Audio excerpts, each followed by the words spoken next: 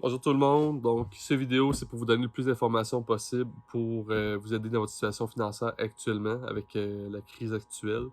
Que vous soyez travailleur, travailleur autonome, entrepreneur, investisseur immobilier, qu'est-ce que vous êtes capable de mettre en place dans vos entreprises, dans votre situation financière personnelle également, pour être capable de passer au travers des prochaines semaines au niveau financier.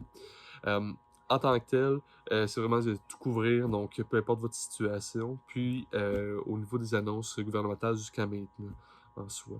Donc, comme vous pouvez voir, vous avez le nez rouge, c'est dans un demi-sous-sol, ça va être ça ne sera pas autre chose, il n'y aura pas de montage au niveau des vidéos, donc ça va être ça tout le long. Donc, pour commencer, certain que si vous êtes travailleur autonome, entrepreneur euh, ou travailleur, présentement dans une obligation de quarantaine, il y a des mesures gouvernementales qui sont sorties. Par contre, vous n'allez pas toucher d'argent avant fin avril, début mai, selon les délais actuels. Donc, ça va faire en sorte que vous avez plusieurs semaines à passer au travers au niveau financier avant de pouvoir encaisser des sommes d'argent.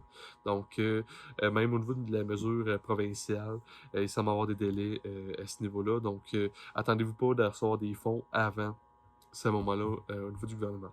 Donc, c'est certain que au mois d'avril, début mai, quand vous allez avoir droit au montant, il va y avoir un montant rétroactif. Donc, en tant que tel, c'est des sommes d'argent reportées dans le temps pour vous. Certain que si vous êtes sur l'assurance emploi, c'est 55% de votre salaire. Donc, vous couvrez une partie de vos dépenses en soi, mais c'est certain que ça ne devrait pas couvrir 100% de votre rythme de vie que vous aviez avant le début de la crise.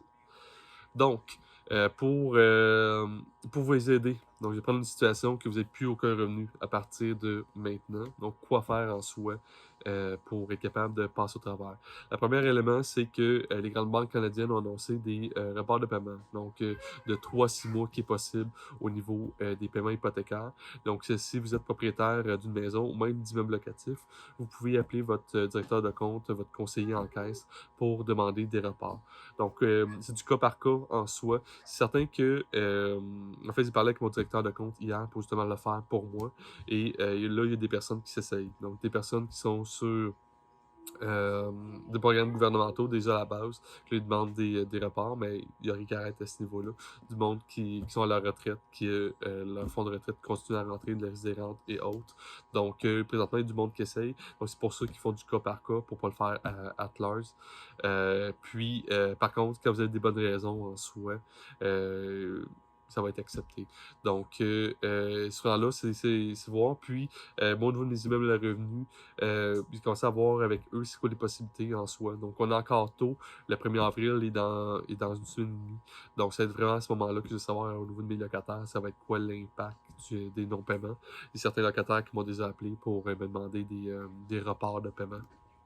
Donc, en soi, eux sont en attente au niveau de l'assurance emploi. Donc, pour ça, c'est accepté sans problème pour ceux qui ont la situation. Donc, c'est là que pour prévoir la baisse de mes revenus en soi, que j'ai contacté mes directeurs de compte.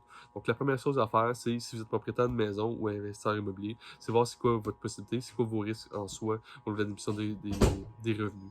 Donc, souvent, c'est l'habitation, le plus gros paiement. Et si vous êtes locataire, mais c'est déjà voir avec votre propriétaire qu'est-ce qui est possible de faire. Donc, c'est certain que si vous avez vos revenus continus, il y a aucune bonne raison. Donc, il faut avoir des bonnes raisons en soi. De demander un report. Donc, si vous êtes sans emploi, mais tombez sur l'assurance emploi, pour moi, pour mes locataires, il n'y a aucun problème pour ça. C'est un report de paiement. Donc, qui va aller plus tard, donc quand la personne va recevoir son argent. Donc, pour ça, donc c'est au cas par cas, c'est libre à chaque propriétaire de l'accepter ou pas pour ça. Donc, vraiment, c'est d'y aller vraiment de façon cordiale si vous êtes locataire, puis aussi d'avoir des bonnes raisons en soi pour ça. Donc, souvent, c'est ces paiements-là qui sont le plus importants pour une famille. C'est normalement à près de 35% du budget familial pour ça. Après ça, il y a au niveau des taxes municipales et scolaires. À ce niveau-là, plusieurs villes ont annoncé les reports. Donc, il y a certaines villes que les paiements étaient au 15 mars. Puis, en tant que tel, ceux-là sont trop tard. Par contre, c'est plusieurs villes qui ont reporté leur deuxième paiement. Et c'est pour ceux qui étaient vers la fin mars ou début avril, puis c'était aussi reporté plus tard. Donc, regardez sur le site internet de votre ville pour voir c'est quoi les réelles modalités de report pour ça. Puis, dans le cas contraire, mais c'est certain que dans le cas d'un non-paiement au niveau des taxes, il va y avoir des intérêts qui vont commencer à courir. Donc, et le solde total va commencer à être exigible au niveau de vos taxes, autant municipales que scolaires. Donc, pour ça, regardez qu'est-ce qui s'en vient. Sûrement que votre ville va vous octroyer des délais supplémentaires pour payer. Donc, regardez pour ça. Donc, on a parlé des deux gros éléments. Ensuite, c'est certain que là, en étant confiné à la maison, tout ce qui est déplacement automobile, ça réduit. Donc, puis là, désolé pour le bruit, je le fais à la table de cuisine. Donc, il y a des enfants qui tournent autour. Donc, après ça, donc, si vous êtes confiné chez vous, qu'est-ce que vous êtes incapable de faire présentement au niveau de vos dépenses auto? Souvent, une grosse haute dépense. Donc, c'est certain que vous n'allez pas avoir tout ce qui est frais d'entretien et autres. Donc, au niveau de l'assurance, si ça fait longtemps que vous n'avez pas négocié vos assurances automobiles, c'est drôle à dire, mais ça peut être le bon temps pour vous. Donc, que votre code de crédit est bonne, donc en soi, que ça fait longtemps que vous allez négocier vos assurances, magasinez présentement. Donc, c'est le type d'emploi qui se fait bien à distance. Donc, les compagnies ont continué à assurer. Puis, il n'y a pas d'augmentation de réclamation présentement. Donc, en fait, ça risque d'être l'inverse pour eux au niveau statistique. Donc, pour ça, si vous avez des autos que tout simplement que vous n'utilisez plus, donc même en période de quarantaine, donc pour aller soit faire l'épicerie, vous n'avez même plus besoin pour ça, c'est certain que vous pouvez remiser. Donc là, il faudrait savoir au niveau d'immatriculation, c'est quoi l'impact, ou l'assurance, c'est quoi l'impact pour vous. Mais gardez en tête que si vous ne l'utilisez pas, entre autres, moi, mon motorisé, présentement, il est en Californie, donc on est revenu rapidement. C'était prévu qu'on notre retour, mais on est revenu. Puis là, il est entreposé. On ne sait pas à quel moment qu'on va y retourner. Donc, la semaine prochaine, je m'attaque à ça, au revisage de mon motorisé, donc au niveau des immatriculations. Donc, ça va faire en sorte que je vais avoir un remboursement ou mon paiement qui s'en vient va être beaucoup moins au niveau de l'immatriculation. Et ça a aussi un impact au niveau de vos assurances. Donc, regardez ça. Ça peut diminuer aussi vos sorties de fonds récurrentes. Pour ça. Après ça, c'est simple. Au niveau de vos dépenses, il y a 3 éléments qu'il faut que vous regardez après ça. C'est tous les paiements récurrents. Donc, on en a couvert. Donc, les assurances automobiles. Les assurances habitation, ça n'en ai pas parlé, mais c'est la même chose. Donc, ça peut être un bon moment pour vous pour négocier. Au niveau assurance habitation, un truc en soi, c'est souvent les assureurs vont vous donner une franchise de 500$ ou même de zéro en cas de pépin. En tant que tel, puis moi personnellement, si j'ai un bris dans la maison ou sur un immeuble de moins que 1500$, je ne vais pas faire la réclamation au niveau des assurances. Donc, c'est pour ça que j'ai augmenté mes franchises d'assurance à 1500$, ce qui a fait en sorte que j'ai sauvé à peu près 12% au niveau de mes paiements d'assurance en faisant seulement ce move-là. Donc, pour vous, que votre code de crédit soit bonne et que vous puissiez jouer avec les paramètres au niveau de vos assurances, va faire en sorte que votre coût annuel d'assurance habitation va pouvoir diminuer. Ça peut être le même principe aussi au niveau de l'automobile. Reste à vous de voir ce que vous voulez faire à ce niveau-là. Donc, puis certain que les compagnies d'assurance, votre code de crédit personnel a un impact et le nombre de conducteurs. Là, je mélange les deux présentement. Excusez-moi. Au niveau automobile, le nombre de conducteurs va avoir un impact, puis qui est leur âge aussi. Au niveau habitation, c'est votre historique en soi de réclamation au niveau de l'habitation. C'est votre code de crédit personnel également. Et aussi la franchise. Donc, il y a aussi quelle couverture. Donc, c'est un bon moment présentement de reprendre vos contrats d'assurance, que souvent dans le quotidien, on n'a pas le temps de lire. Donc, passez en revue. Peut-être que vous allez vous rendre compte que vous êtes trop assuré, donc vous allez pouvoir demander des réductions à ce niveau-là. De l'autre côté, peut-être que vous n'êtes pas assez assuré, donc ça va être le temps de voir avec eux qu'est-ce qui est possible de faire au niveau de votre assurance habitation. Donc, je m'en allais à vous dire que tout ce qui... allez prendre vos états de compte, donc autant bancaire que carte de crédit, pour en voir. Parce que, sincèrement, présentement, c'est quoi la situation? C'est que vous avez aucune source de revenus ou presque pas qui rentre. Donc, la clé, c'est vraiment des réductions drastiques de dépenses.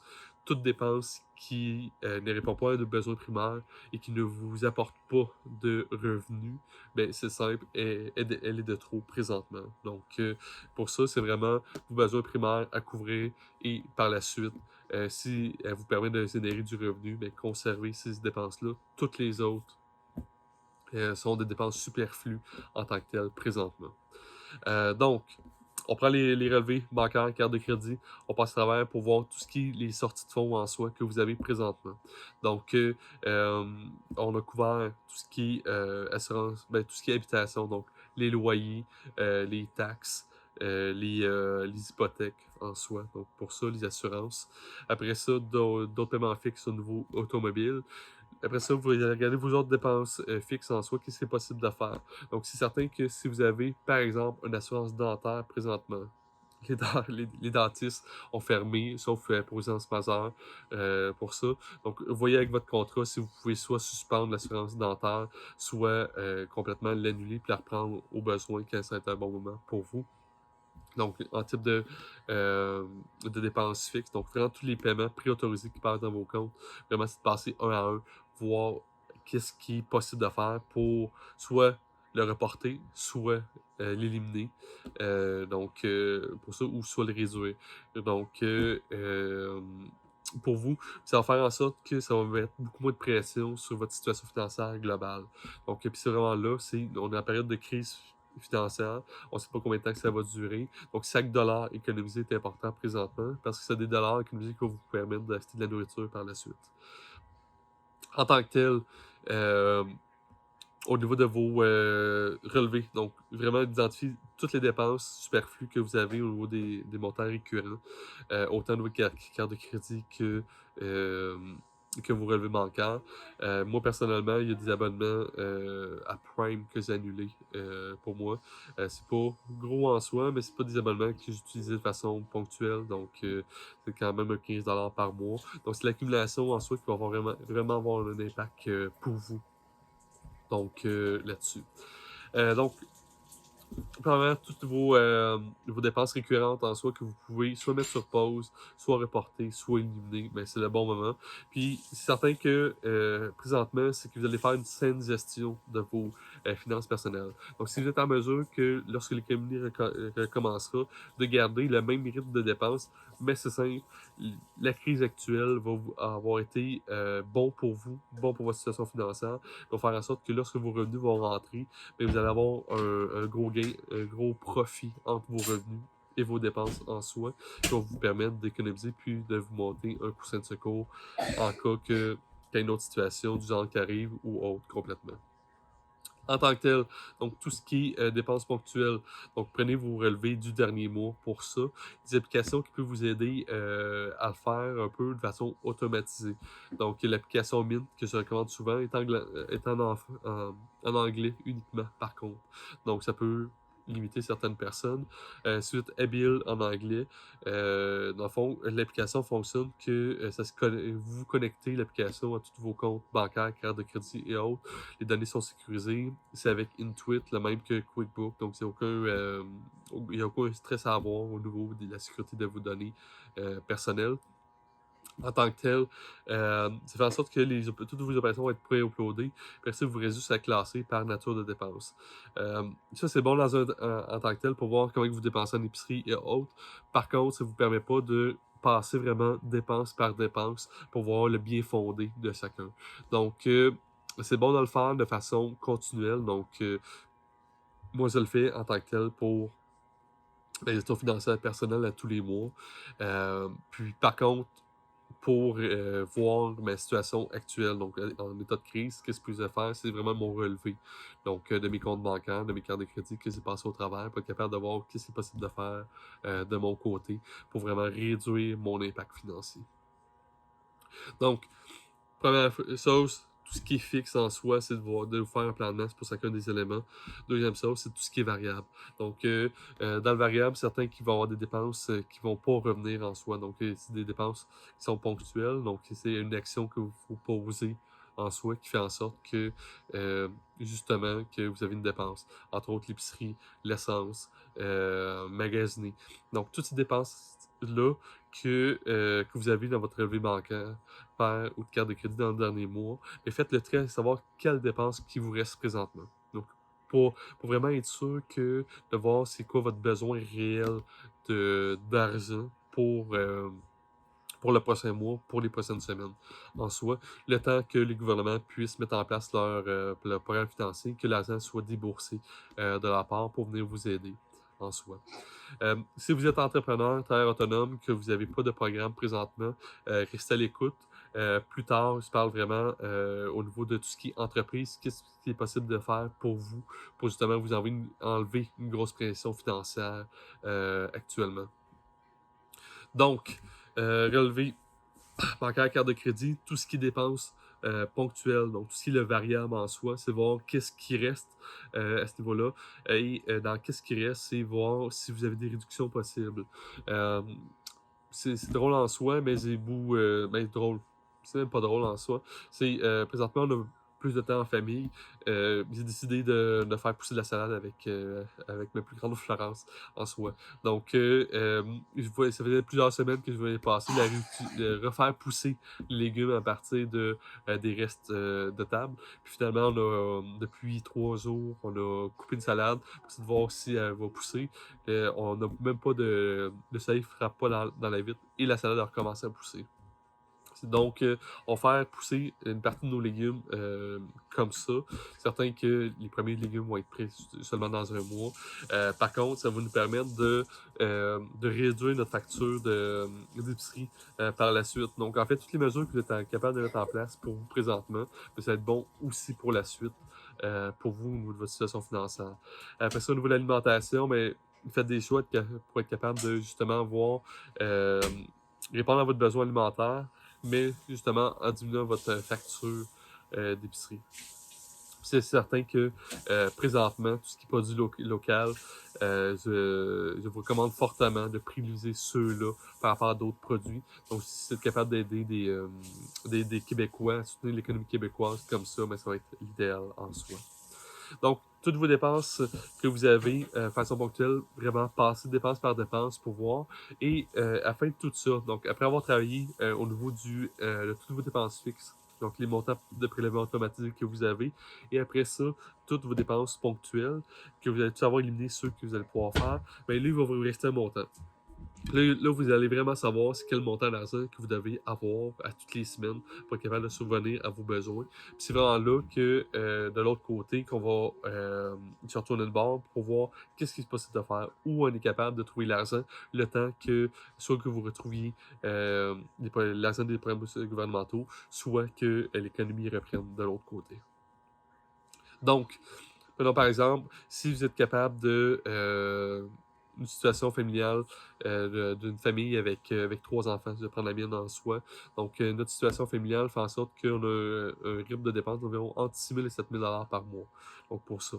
On a passé en revue toutes nos dépenses. On s'est rendu compte qu'il y a plusieurs dépenses qu'on est capable de réduire. Il y en a certaines qu'on a éliminées. Il y a des paiements et hypothécaires qu'on a reportés aussi. On vous dit assurance, je n'ai pas appelé encore. Ça va être au début de la semaine prochaine que je vais le faire.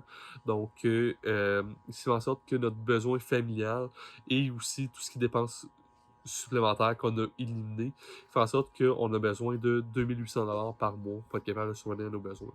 Donc, on s'entend qu'on est capable de réduire de plus de la moitié de nos dépenses.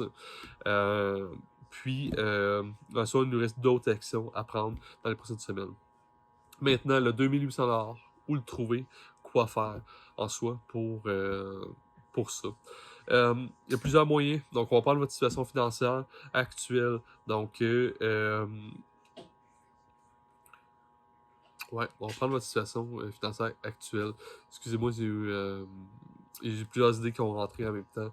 Puis comme vous pouvez voir, je suis congestionné. Donc, ça rentre, ça reste dans la morphe, puis ça gèle. Donc, au niveau de votre situation financière, OK? Là, c'est important de voir c'est quoi votre cash flow. Donc, qu'est-ce qui est disponible rapidement, là, votre cash flow court terme, en soi, de votre situation. Donc, en fait, c'est quoi votre liquidité que vous avez. La liquidité, c'est vraiment de l'argent que vous avez de disponible rapidement en cas de besoin. Donc, oui, il y a les comptes de banque. Donc, combien que vous avez dans votre compte dans Desjardins ou autre, votre institution bancaire, donc pour ça. Après ça, il y a tout ce qui est compte d'épargne stable. Donc, si vous avez des comptes intérêts stables au niveau de justement des institutions bancaires ou du gouvernement, mais ceux-là, présentement, vous rapportent 1 à 2%. Donc, le fait d'aller piser dans ces comptes-là n'aura pas d'impact pour vous. Aura peu d'impact pour vous en tant que tel. Donc, tout ce qui est placement, je vous dirais court terme, que vous êtes capable d'encaisser. Donc, à tenir en compte pour ça. Donc, compte bancaire, les placements court terme que vous avez. Après ça, le troisième, si on regarde encore les actifs, il y a vos placements. Si vous regardez vos placements présentement, puis que vous étiez exposé à des fluctuations de la bourse, bien, c'est certain que vos placements ont diminué. Donc, c'est pas nécessairement le bon moment de décaisser vos placements. Si vous étiez dans des placements de type fonds monétaire ou d'obligations, ben, vous allez avoir eu une fluctuation beaucoup moindre au niveau de vos placements suite au mouvement boursier. Donc, ça peut être une source de liquidité pour vous. Donc, ces placements-là. Si vous avez justement des REER ou des CELI, dans ce type de placement-là, c'est certain que vos REER, qu'est-ce que vous pourriez faire, c'est décaisser vos REER. Donc, il ne se parle pas de placement REER que vous avez perdu du 10, 15, 20% en bourse présentement. Pas vraiment de placements qui sont en plus non touchés par la situation actuelle. Donc, ces placements-là, en soi, qu'est-ce qui est possible de faire, c'est des encaisser maintenant. Donc, autant au niveau du CELI qu'au niveau des REER. Si vous n'avez pas d'autres sources de liquidité en soi. Donc, c'est vraiment la dernière étape en soi avant de manquer d'argent, c'est vraiment de décaisser des REER. Puis, si vous allez recevoir des programmes gouvernementaux, mais l'argent que vous allez utiliser présentement, bien, vous allez le recevoir plus tard. Donc, comment que vous allez recevoir l'argent? Puis, vous allez pouvoir prendre l'argent qui va être non nécessaire pour vous et la recotiser à votre REER ou à votre CELI. En recotisant à votre REER, ce que ça va faire en sorte, c'est que oui, vous allez avoir payé de l'impôt au retrait, mais avec votre cotisation, en préparant votre déclaration d'impôt l'année prochaine, mais vous allez avoir le retour d'impôt par rapport à l'impôt prélevé à la source. Donc, vraiment, comme ça va vous avoir permis de vous dépanner au niveau financièrement durant 1, 2, 3 mois, de recotiser par la suite, pour être capable d'être dans une bonne situation. Excusez-moi. Donc, c'est ça. Donc, on vient de parler des actifs. Donc, vraiment, tous les actifs que vous avez liquides pour ça. Maintenant, les passifs, parce que oui, les passifs sont aussi source de liquidité. Au niveau des passifs, c'est certain que on a parlé des dépenses, ceux que vous êtes capable de reporter. Toutes dépenses que vous êtes capable de reporter vont faire en sorte que c'est des paiements de moins que vous allez avoir. Donc, pour ça, tout ce qui est les comptes fournisseurs en soi, tous les comptes à payer, on va les reporter le plus possible.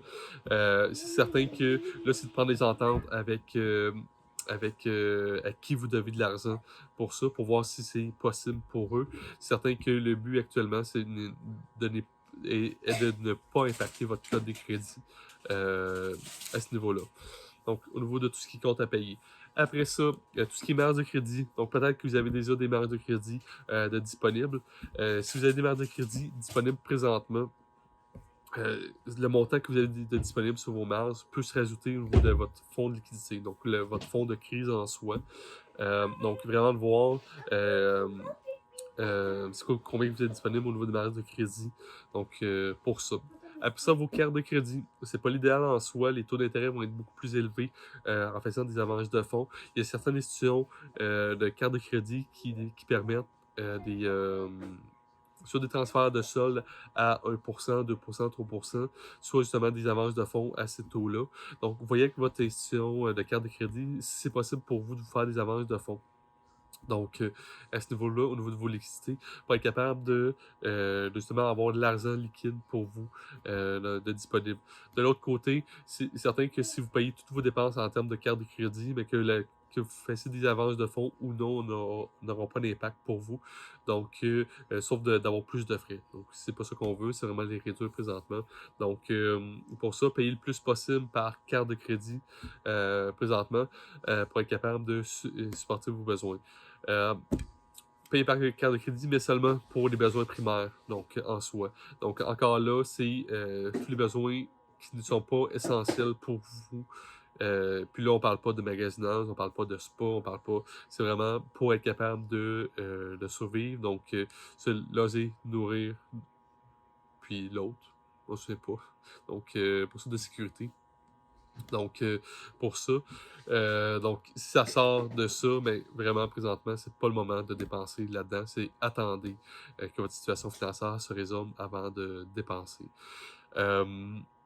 Après ça, par la suite, donc, on a parlé de marge de crédit, de carte de crédit. On a parlé aussi au début de reporter le paiement sur vos hypothèques. Donc, c'est quand même 3 morceaux au niveau de votre situation, de vos passifs, donc toutes les sommes d'argent que vous devez, ou toutes les facilités de crédit que vous avez. Si vous êtes à côté partout, mais que vous avez une bonne carte de crédit présentement, qu'est-ce qui est possible de faire pour vous? C'est simple, c'est de demander soit des augmentations des cartes de crédit que vous avez présentement ou des marges de crédit. Donc, on s'entend que la situation actuelle est ponctuelle.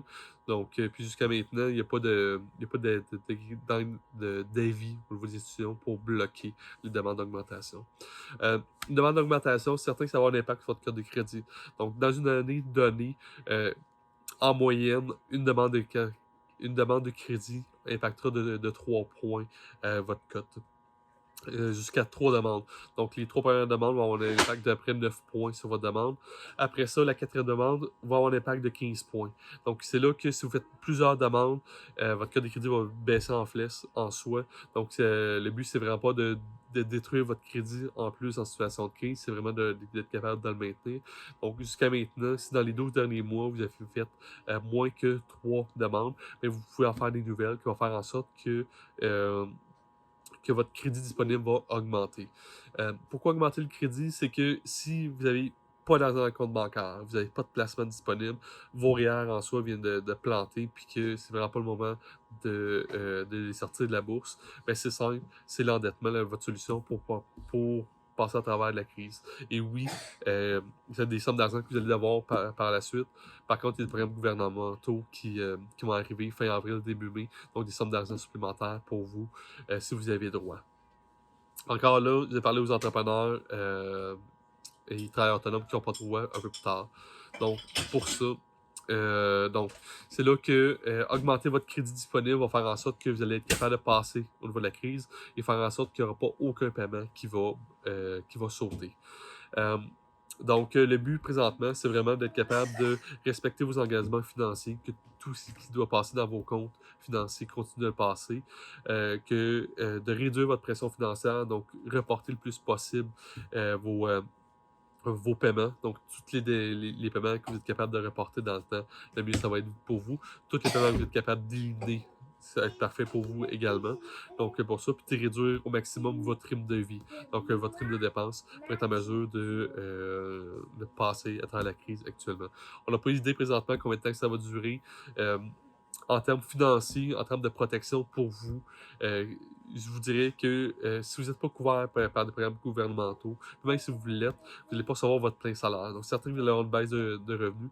Donc, c'est de prévoir 3 mois d'avance. Donc, vraiment, présentement, si vous regardez dans votre situation financière, 3 mois. Comment faire pour avoir l'argent de côté, la liquidité pour être capable de passer 3 mois la situation actuelle.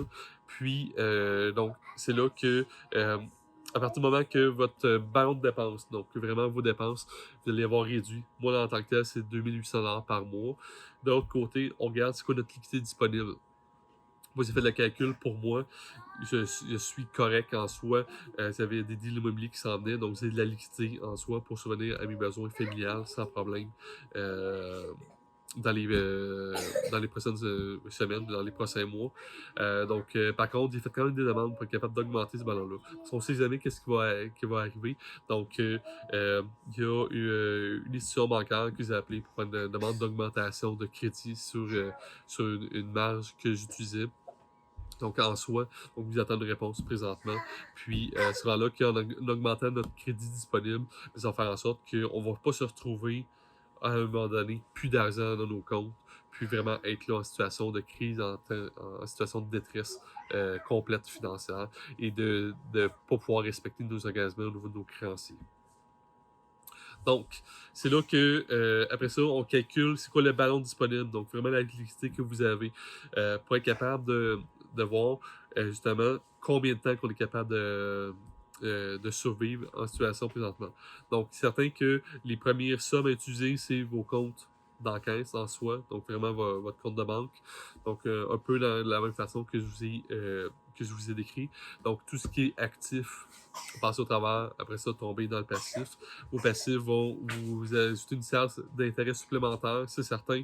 Par contre, c'est vraiment prévoir une situation de crise présentement. Donc, à partir de votre situation, vous avez 2800$ de besoin, donc de financier à respecter pour ça. De l'autre côté, vous passez à travers chacun de vos comptes, vous vous rendez compte que vous avez 15 000$ de disponible en soi en termes de liquidité. La règle de 3 est facile à faire si vous êtes capable de faire 5 mois avec les fonds que vous avez. Donc, vous êtes un peu plus au-dessus de la norme à avoir, donc le seuil que la règle du pouce que je vous donnerai présentement.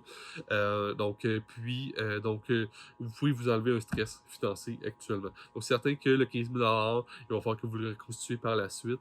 Par contre, présentement, pour vos besoins personnels, vos besoins familiales, vous êtes capable de répondre à ça sans problème.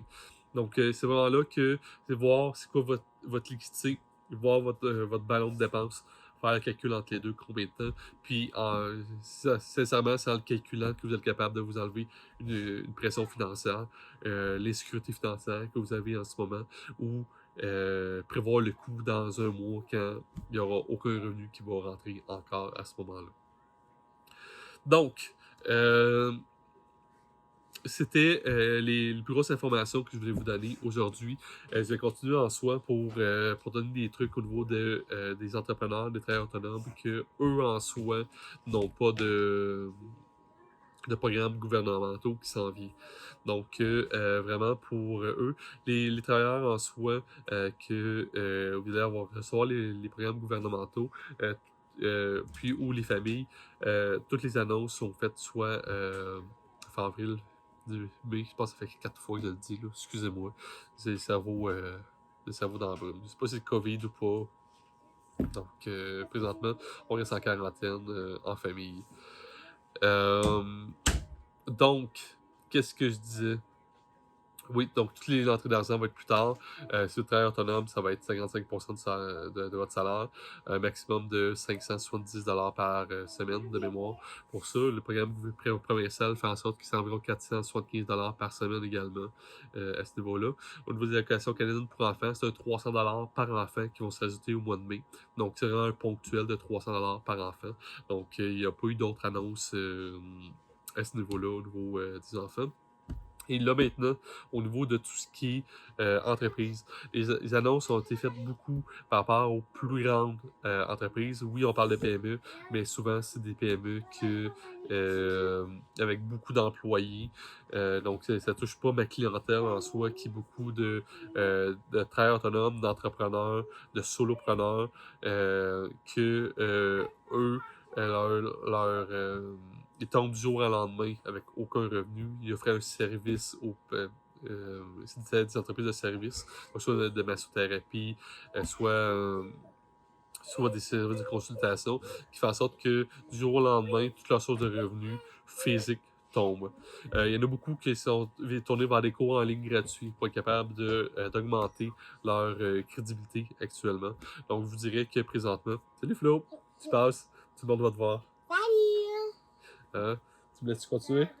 Mais Coco, il fait quelque chose. Donc, ça va être gardé, ça, en soi. Excusez-moi.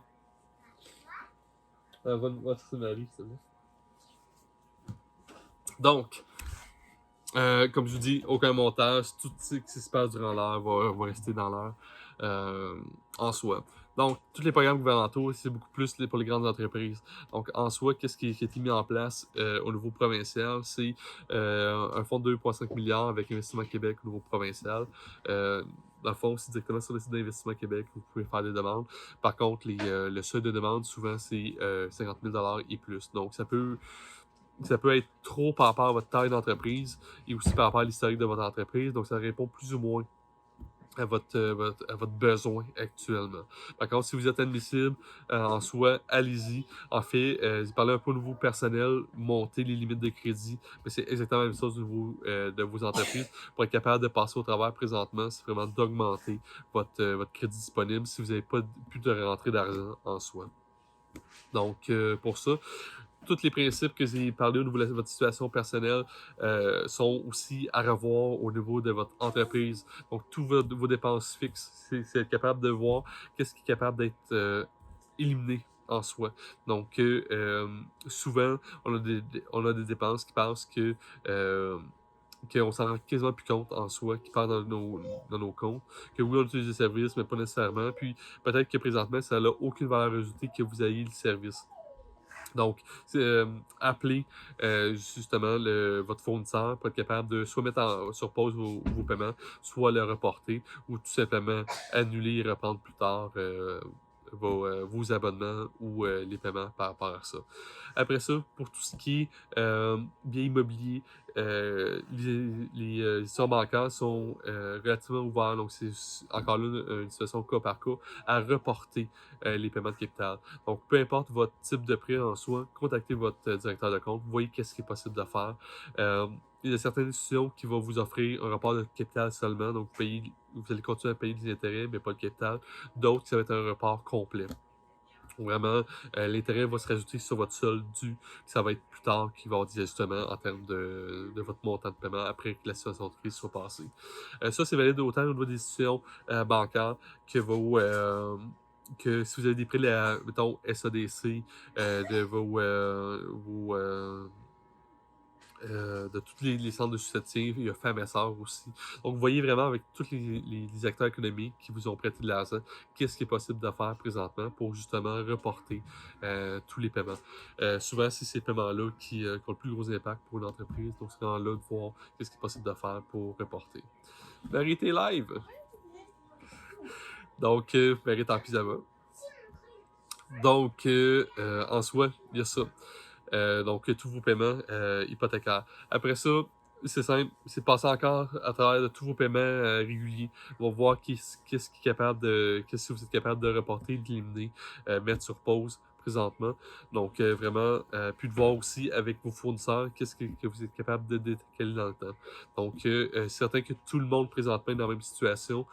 Moi, l'offre que je fais à mes clients, c'est que s'ils sont dans une situation qui ont plus de source de revenus, qui sont en situation de crise au niveau de leur entreprise, c'est simple, ils vont payer plus tard, tout simplement. Donc, je continue à offrir le service présentement. Ils vont seulement payer plus tard en tant que tel. Comme je vous dis, au niveau personnel, on a fait le travail. On le voit en entreprise. J'ai commencé à le faire aussi hier, voir quelles dépenses j'étais capable de réduire, éliminer, c'est quoi mon besoin réel au niveau de mon entreprise. Puis c'est là que j'ai pris la décision de vraiment reporter. Pour tous mes clients qui sont en difficulté financière présentement, ils vont payer plus tard, tout simplement. Donc, pour ça, voyez si c'est possible pour vous de faire la même chose. Donc, reporter dans le temps le paiement à vos fournisseurs. Certain que appelez-les pour leur demander. Donc, vraiment, là, c'est pas de jouer à l'autruche, puis d'essayer de tirer la corde de votre côté. C'est vraiment une situation d'être en ouverture. Donc, vous voyez avec eux qu'est-ce qui est possible de faire en termes de report. Donc, on reporte les paiements en soi, on augmente le crédit disponible. Donc, faites des demandes en soi au niveau de vos crédits. Quand vous appelez vos acteurs économiques qui vous aident, donc vos entreprises prêteurs, voyez avec eux quels sont les autres produits que vous pouvez avoir pour être capable de vous aider, pour augmenter votre liquidité disponible au niveau de votre entreprise. Parce que c'est certain que même tous les efforts que vous allez faire au niveau de votre entreprise, il va y avoir d'autres dépenses qui vont continuer à passer. Puis ces dépenses-là, ben, il va falloir que vous continuez à les respecter, continuer à les faire pour être capable de justement bien, bien respecter vos obligations. Pour ça, d'un côté. Ensuite, au niveau des impôts en soi. En fait, si vous êtes un travailleur, pour vous rester encore à l'écoute, tout ce qui est paiement d'impôts, que ce soit personnel ou d'une compagnie, pour une compagnie que le montant exigible arrivait après le 18 mars de mémoire. Je ne sais pas si c'est le 17, 18 ou le 19. Là. Pour ça, pour tout paiement exigible qui arrivait après cette date-là, le rapport d'impôt se fait au mois d'août. En fait, il y a plusieurs annonces qui sont entremêlées. Il y en a certaines qui disent après le 31 août, la date va être donnée. Gardez en tête que jusqu'à maintenant, vous n'allez pas avoir avant le mois d'août avant de payer vos impôts pour ça. Par contre, tout ce qui est au niveau des taxes, au niveau des déductions à la source, vous continuez à avoir l'obligation des pays. Sinon, c'est certain qu'il va y avoir des pénalités et intérêts qui vont passer, qui vont continuer à courir. Donc, il n'y a rien à ce niveau-là qui a été annoncé. Pour ça, si vous avez beaucoup d'employés puis vous continuez à être ouvert parce que vous êtes une entreprise que vous avez besoin en soi de vous employer pour continuer, il y a des programmes en soi qui ont été mis en place pour être capable de supporter les entreprises. Donc, des subventions salariales pouvant aller jusqu'à 1350 $ par employé. Toutes les informations vont être en lien. Donc, en fait, tous les liens des informations que je vous ai données en soi dans la vidéo vont être en lien.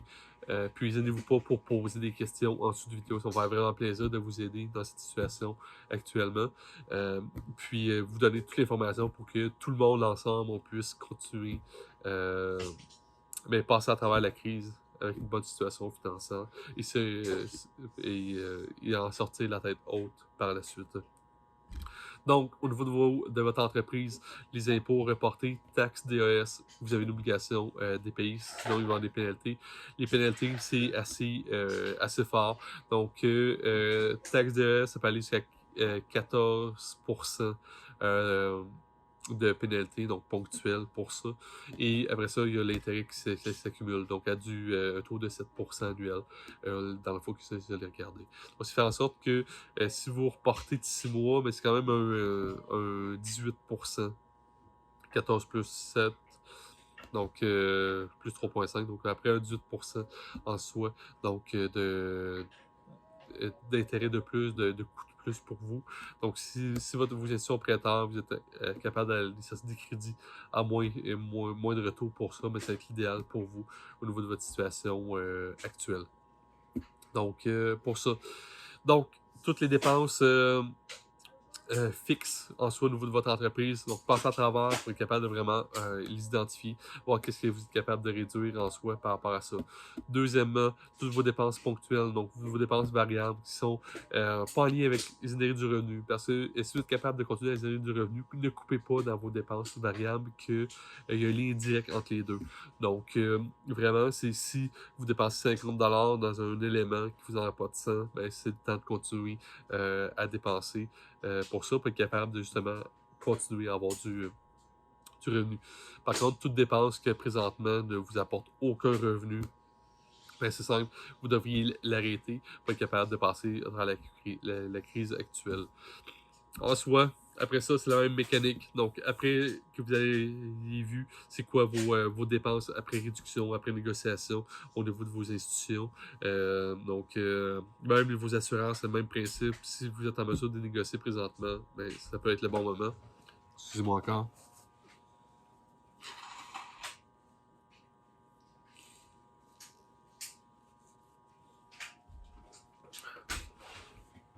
Donc, c'est encore le bon moment pour négocier avec eux. Puis, sinon, par la suite, c'est là que vous allez savoir votre niveau de dépenses. Donc, toutes les dépenses que vous devez supporter par mois.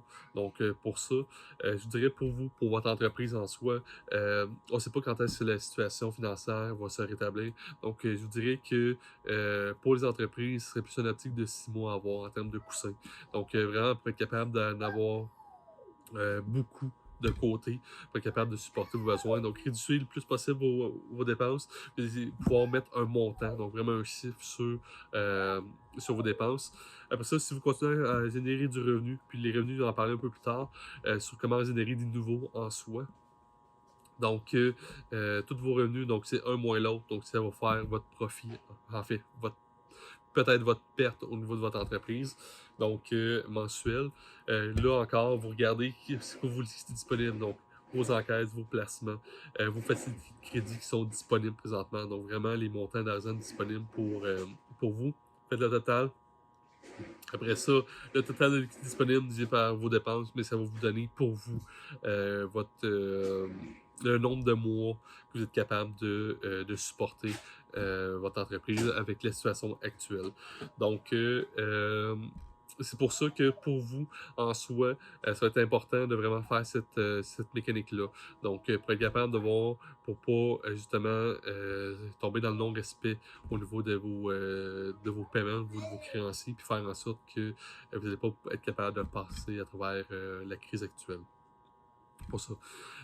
Donc, c'est là que peut-être que présentement, votre situation est mieux que vous pensez.